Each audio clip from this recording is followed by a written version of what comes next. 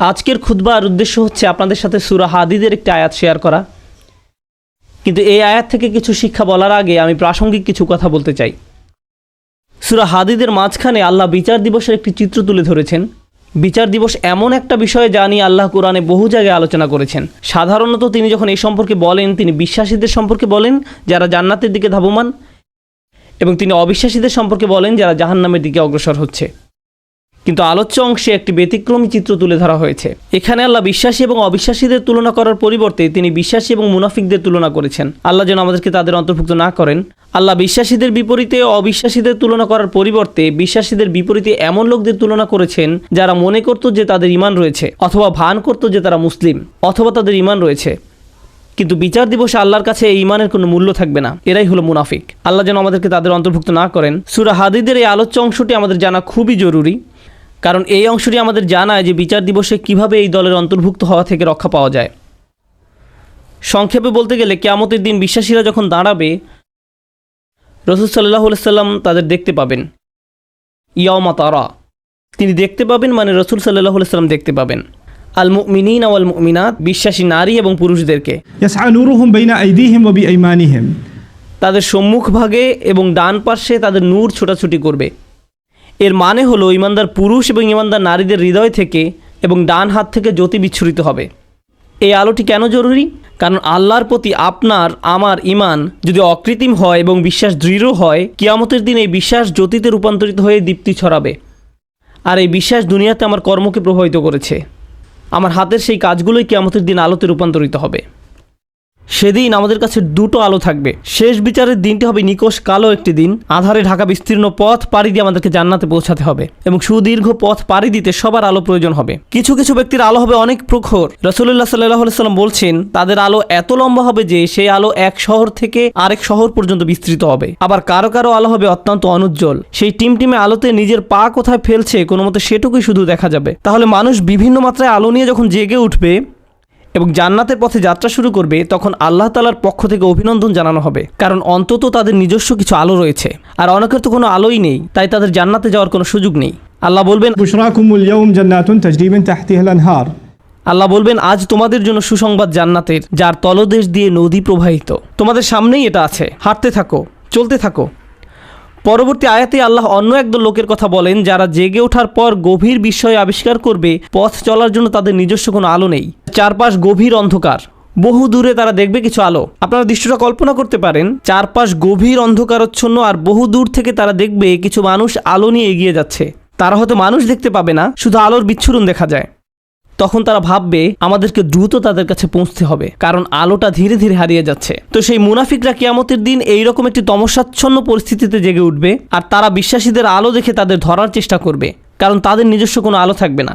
তারা জেগে উঠে গভীর বিস্ময় আবিষ্কার করবে তাদের সাহায্য করার মতো কিছুই নেই। ইয়াকুলুল মুনাফিকুনা ওয়াল মুনাফিকাত লিল্লাযিনা আমানু নযুরুনা নাকতাবিস মিন নূরিকুম, যেদিন মুনাফিক পুরুষ এবং মুনাফিক নারীরা মুমিনদেরকে বলবে তোমরা আমাদের জন্য অপেক্ষা করো, আমরাও কিছু আলো নিব তোমাদের জ্যোতি থেকে, আমরাও কিছু আলো নিব তোমাদের জ্যোতি থেকে।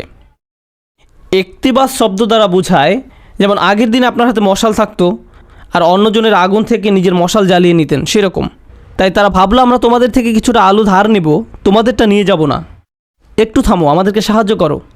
তখন মুনাফিকদেরকে বলা হবে ইরজিউ ওয়ারাআকুম, তোমরা পিছনে ফিরে যাও, পিছনে ফিরে যাও ফালতামিসু নূরা, এবং আলোর খোঁজ করো, আমরা তোমাদের সাহায্য করব না। হাসরের ময়দান হচ্ছে এমন ভয়াবহ একটি জায়গা যেখানে জন্মদাত্রী মা নিজ সন্তানকে পর্যন্ত অগ্রাহ্য করবে। ভাই বোন, স্বামী স্ত্রী, বাবা মা, আত্মীয় স্বজন, প্রাণের বন্ধু, এই সব পার্থিব সম্পর্কগুলো ছিন্ন হবে। প্রতিটি মানুষ শুধুমাত্র নিজেকে বাঁচাতে উদ্বিগ্ন থাকবে, কেউ এমনকি পিছনে ফিরেও তাকাবে না। তোমরা পিছনে ফিরে যাও এবং আলোর খোঁজ করো, পিছনে ফিরে যাও এক প্রকার ব্যঙ্গাত্মক মন্তব্য, মানে দুনিয়াতে ফেরত যাও এবং আলোর সন্ধান করো। কারণ কেউ যদি দুনিয়াতে তার ঈমান ও কর্ম দিয়ে আলো সংগ্রহ না করে থাকে, তাহলে সেদিন তার নিজস্ব কোনো আলোই থাকবে না।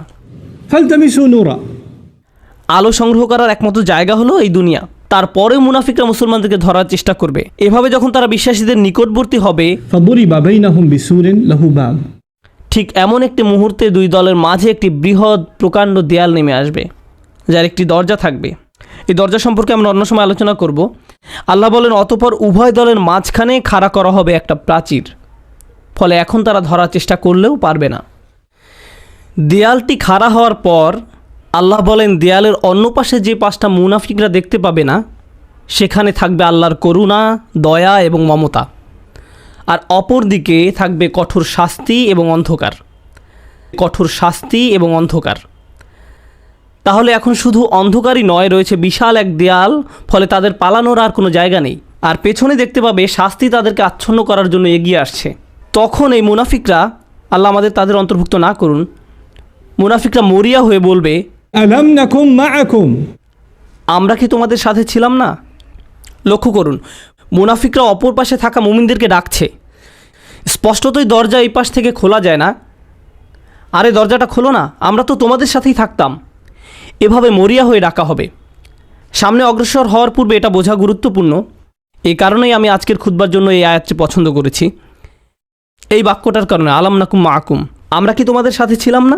ব্যাপারটা হলো, এই লোকগুলো যারা দেয়ালের ভয়ঙ্কর পাশে থেকে গেছে, যারা মরিয়া হয়ে আছে, যাদের নিজস্ব কোনো আলো নেই, তারা ভাবতো তারাও মুমিনদের অন্তর্ভুক্ত। তারা এটা নিয়ে খুবই আত্মবিশ্বাসী ছিল। এত আত্মবিশ্বাসী ছিল যে তারা কিয়ামতের দিনও সেই কথা বলছে, আমরা তোমাদের সাথে নামাজ পড়তাম, তোমাদের সাথে ব্যবসা করতাম, বন্ধু ছিলাম, আত্মীয়তার সম্পর্ক ছিল, চাচাতো মামাতো ভাই বোন ছিলাম, আমরা তো একই কলেজে ভার্সিটিতে গিয়েছি।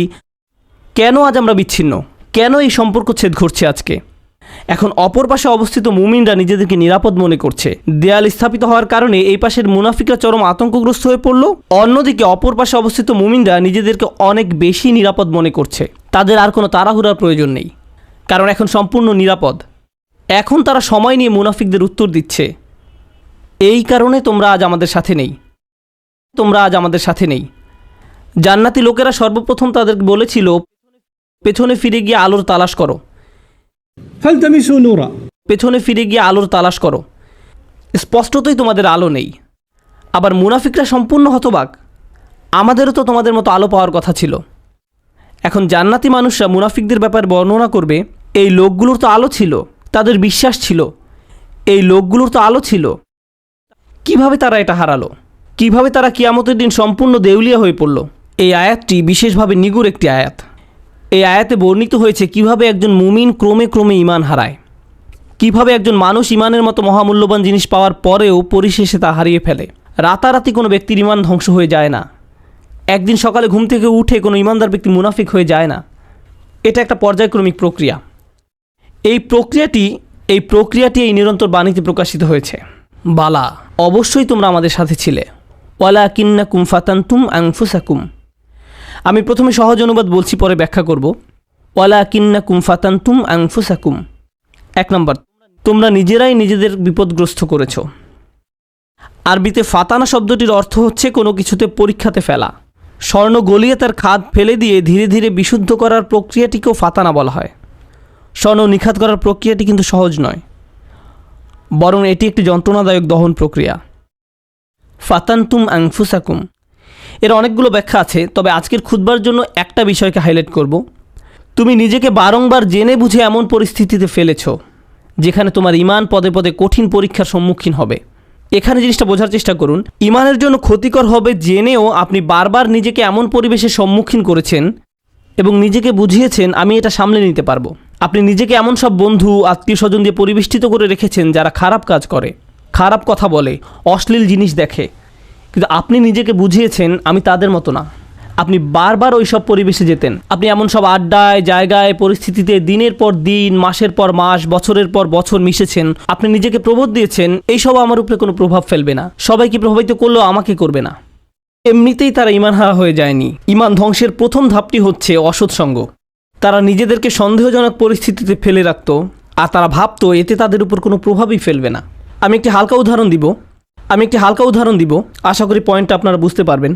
বাসায় যখন অনেক তেল মশলা দিয়ে রান্না করেন, তখন সারা বাড়িতে সেই গন্ধে ভরে যায়। আপনি বাসার ভেতর থেকে সেই গন্ধ বুঝতে পারবেন না, কিন্তু যখন বাইরে থেকে একজন বাসায় প্রবেশ করে, বিশেষত কোনো আরব যদি আসে, সে ভাবে যে কোনো দূষিত পরিবেশে এসে পড়েছে। কয়েক ঘন্টা পার হওয়ার পর সে অভ্যস্ত হয়ে যায়, শুধু অক্সিজেন মনে হয়। ঠিক একইভাবে আপনি প্রথমে খারাপ কোনো পরিবেশে গমন করলে সাথে সাথে বুঝতে পারেন এটা ঠিক নয়।